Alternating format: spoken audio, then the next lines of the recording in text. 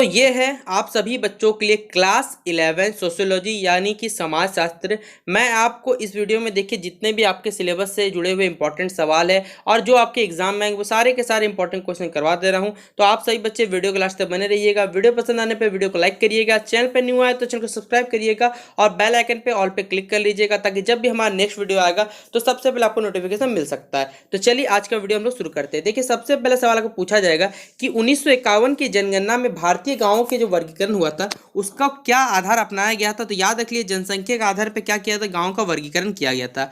अगला सवाल आपको बोला जाएगा कि गीलिन एवं गिलिन के अनुसार भीड़ एवं श्रोता समूह किस प्रकार के समूह में आते हैं। तो याद रखिए कि ये संदर्भ समूह के अंतर्गत आते हैं। फिर समाजशास्त्र के पिता यानी जनक किसे कहा जाता है, इंपॉर्टेंट सवाल है। ऑगस्ट कॉम्ट को कहा जाता है समाजशास्त्र के पिता के जनक। अगला है हमारा समाजशास्त्र को दो क्षेत्रों में बांटा गया है।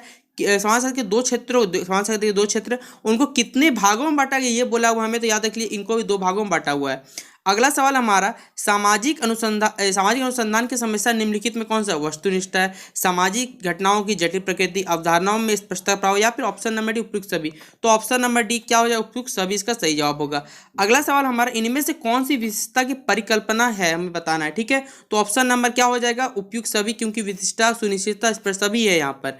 अगला सवाल हमारा सामाजिक परिवर्तन में किस प्रतिमान का उल्लेख मैकाइवर ने नहीं किया था। तो याद रख लीजिएगा उसने पाराबोलिक का प्रतिमान का उल्लेख नहीं किया था। अगला सवाल हमारा वर्तमान समय में समाजशास्त्री से हमें किस प्रकार प्रकारवाद देखने को मिलता है। तो याद रख लीजिएगा संरचनात्मक प्रकारवाद हमें देखने मिलता है, संरचनात्मक, ठीक है। अगला सवाल हमारा समुदाय को प्रभावित करने वाला आवश्यक कारक है। तो कौन सा कारक याद रख लीजिएगा, वो है सामान्य भाग। ऑप्शन नंबर डी इसका सही जवाब हो जाएगा। अगला सवाल हमारा भारत में समाजशास्त्र का एक विषय के रूप में कब प्रवेश हुआ। तो याद रख लीजिए जब प्रथम विश्व युद्ध खत्म हुआ तो उसके बाद ये प्रवेश हुआ था। फिर अगला सवाल हमारा निम्नलिखित में से समाजशास्त्र की विषय सामग्री क्या आपसे पूछा जाएगा। तो याद रख लीजिएगा सामाजिक असामाजिक तो एकदम होगा, सामाजिक संस्थाएं प्रक्रिया ये भी होगा, सभी प्रकार ये भी सही है, इसलिए ऑप्शन नंबर डी क्या हो जाएगा इसका सही जवाब। अगला सवाल हमारा निम्नलिखित पुस्तकों में से राधा कमल मुखर्जी के द्वारा, राधा कमल मुखर्जी की कौन सी पुस्तक लिखी थी, the socialist order. Option number D इसका सही जवाब हो जाएगा। अगला सवाल हमारा भार्गन के अनुसार परिवार की जो प्रथम अवस्था थी वो क्या थी, हमें ये बताना है। तो याद रख लीजिएगा समृद्ध परिवार क्या थी, एक विशेषता थी। अगला हमारा संस्था की अवधारणा किसने दिया था। तो याद रख किसने दिया था, हवर्ट स्पेंसर ने दिया था, ये सिद्धांत दिया था। अगला हो जाएगा हमारा निम्नलिखित में से कौन सा समाज कौन सा नहीं है, इसमें कौन सा समाज नहीं है, हमें ये बताना है। तो देखिए तीनों के तीनों समाज उपयुक्त सभी क्या होगा, यही समाज है, ये नहीं होगा, ठीक है। समाजशास्त्र के जिन्हें हम जानते हैं ऑगस्ट कॉम्ट को कहा जाता है, इनका जन्म कब हुआ था याद रख लीजिएगा कौन से साल में हुआ था। तो 1798 ईस्वी में हुआ था। फिर नागरिक समुदाय की विशिष्टता निम्नलिखित में से कौन सी हमें बताना है। तो अधिक प्रमाण में इकट्ठा होना, ये सबसे बड़ी समस्या नगरीय समुदाय की। ऑप्शन नंबर क्या हो जाएगा 17 का सी। अगला हमारा समितियों की विशेषता निम्नलिखित में से कौन सी हमें ये बताना। तो याद रख लीजिएगा संगठन निगम सही है, निश्चित उद्देश्य ये भी सही है, मनुष्य समूह ये भी सही, इसलिए ऑप्शन नंबर डी उपयुक्त सभी हो जाएगा। फिर मार्क्स के सामाजिक परिवर्तन के सिद्धांत को क्या कहा जाता है। तो याद रखिए इसे क्या कहा था, आर्थिकवाद कहा था। ऑप्शन नंबर डी इसका सही जवाब होगा।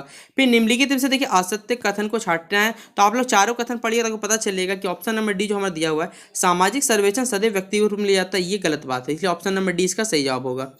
अगला सवाल हमारा किस समाजशास्त्री का मानना है कि समाजशास्त्र समाज का अध्ययन है। तो ये जो मानना किसका, तो याद है कि वार्ड का ये मानना है, ऑप्शन नंबर सी इसका सही जवाब होगा। फिर समाजशास्त्र सामाजिक संबंधों विज्ञान, यह जो कथन है किसने कहा था, वो कहा था मैकाइवर ने कहा था, ऑप्शन नंबर 20 का सही जवाब होगा। अगला हमारा सवाल है कि समाजशास्त्र सामाजिक प्रतिनिधियों का अध्ययन है, यह जो कथन है किसका है। तो याद रखिए ये दुर्खिम का कथन है। फिर एक कथन और दिया हुआ है कि मानव शास्त्र और समाजशास्त्र जुड़वा बहन है, ये जो कथन है किसने कहा था। तो याद रखिए क्रोवर ने ये कथन कहा था। फिर अगला हमारा दोनों विज्ञानों के जुड़ने वाले शाखा कौन से है। तो याद रखिए कौन सा शाखा है, वो है हमारा ऑप्शन नंबर डी समाजशास्त्र और अर्थशास्त्र।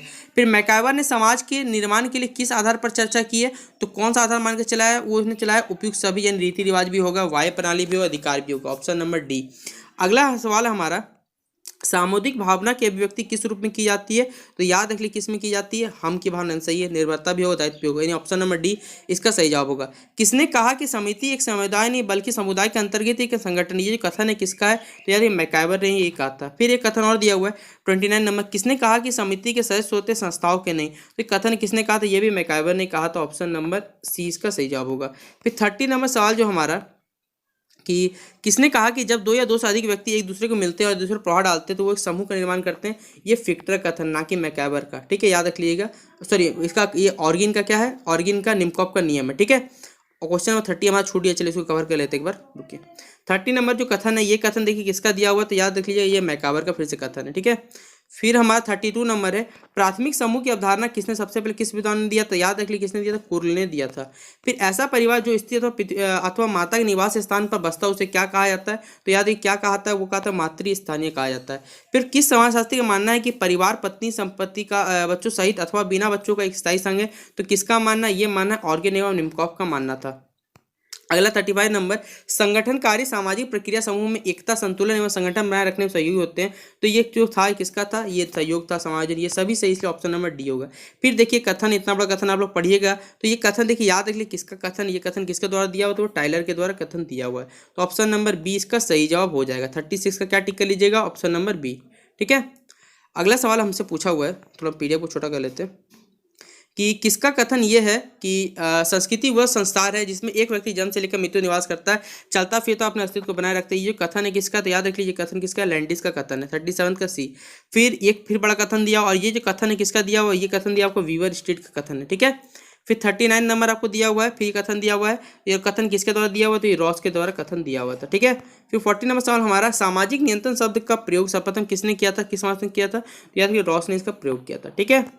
अब अगला सवाल हमारा, नागरिकों के अधिकारों में देखिए कौन सा शामिल, हमें ये बताना है, तो याद रख लीजिएगा वो कौन सा चीज़ है जो नागरिक अधिकार में शामिल है, वो है सामाजिक, ये सही एकदम, और राजनीति ये भी शामिल है, ये सही, इसलिए ऑप्शन नंबर डी इसका क्या हो जाएगा, सही जवाब।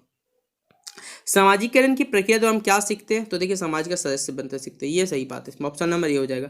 फिर सामान्यतः विस्तृत दल द्वारा चलाया जाना अनुसंधान वो क्या कहलाता है, तो याद रखिए वो सर्वेक्षण कहलाता है। फिर अगला सवाल हमारा, प्रत्येक जो सहयोग है वो पाया जाता है, किसमें पाया जाता है, हमें ये बताना, याद रख लीजिए वो प्राथमिक समूह पाया जाता है, ऑप्शन नंबर ए में इसका सही जवाब होगा। फिर सत्ता विकसित करती है, तो याद रखिए सत्ता क्या विकसित करती है, तो सामाजिक मूल्यों को विकसित करती है, ऑप्शन नंबर ए इसका सही जवाब होगा। फिर क्वेश्चन नंबर हमारा 6 हमसे पूछा हुआ है कि ग्रामीण समुदाय में जनसंख्या घनत्व कितना होता है, याद रख लीजिए कितना होता है, विरल होता है, ठीक है, विरल होता है। फिर नगर निगम की व्यवस्था की जाती है, नगर में जो व्यवस्था होती है वो कितने लोगों तक है, 10 लाख से ऊपर का जगह में क्या नगर निगम यानी एक जगह से जिला के क्षेत्र में ये विकसित किया जाता है। फिर सामाजिक परिवर्तन लाए जा सकती है किसके द्वारा, तो हमें बताना है, देखिए क्रांति के द्वारा, सीधा समाज में परिवर्तन लाना है। फिर उद्ध विकास के सिद्धांत का जो संबंध है वो किससे, तो याद रख लीजिए डार्विन का सिद्धांत है ये, ठीक है, ऑप्शन नंबर ए हो जाएगा इसका सही जवाब। फिर जल प्रदूषण से होती है, बताइए, ये तो आप लोग ऐसे बताइएगा, पेट संबंधी बीमारी और कुछ होगा नहीं। फिर वर्ग विहीन समाज में केवल एक वर्ग रह जाएगा, वो होगा कौन सा वर्ग हो जाएगा, वो होगा श्रमिक वर्ग हो जाएगा। फिर अगला हमारा, इंडियन सोशियोलॉजिकल सोसाइटी की जो स्थापना की नींव रखी थी वो किसने रखी, तो याद है डॉक्टर जी.एस. धुर्वे ने रखी थी। फिर the myth of the welfare state नामक जो निबंध रचित है, ये किसकी निबंध रचित है ये बताना हमें, तो याद है किसका है, ये A.R. देसाई का है, ठीक है। फिर खुली प्रश्नावली में उत्तर दाता अपने उत्तर देने में होता है, इसका सही जवाब क्या हो जाएगा, ऑप्शन नंबर डी हो जाएगा, स्वतंत्र हो जाएगा। फिर 15 नंबर असहभागी अवलोकन में अनुसंधानकर्ता की स्थिति होती है, तो कैसी स्थिति होती है, वो होती है समूह में शामिल नहीं होना, ऑप्शन नंबर 15 का बी हो जाएगा। फिर सी राइट्स मिल्स बल देते हैं, किसमें बल देते हैं वो, तो याद रख लीजिएगा व्यक्तिगत एवं जनहित के परस्पर संबंधों पर, दोनों पे बल देते हैं। फिर एक समाजशास्त्री का क्या दायित्व होता है, तो याद रख लीजिएगा क्या दायित्व होता है, मूल रहित रिपोर्ट क्या करना, तैयार करना, यानी और 17 का क्या हो जाए, ए इसका सही जवाब होगा। फिर अगला सवाल हमारा, समाजशास्त्र संघ को क्या समझता है, हमें ये बताना है, तो याद रख लीजिए क्या होता है, ये विज्ञान होता है, ऑप्शन नंबर डी इसका सही जवाब होगा। अगला है 19 नंबर, प्राथमिक समूह प्राय होता है, कैसा होता है ये बताना है, तो याद रखिए वो छोटा होता है, प्राथमिक प्राइमरी हो गया।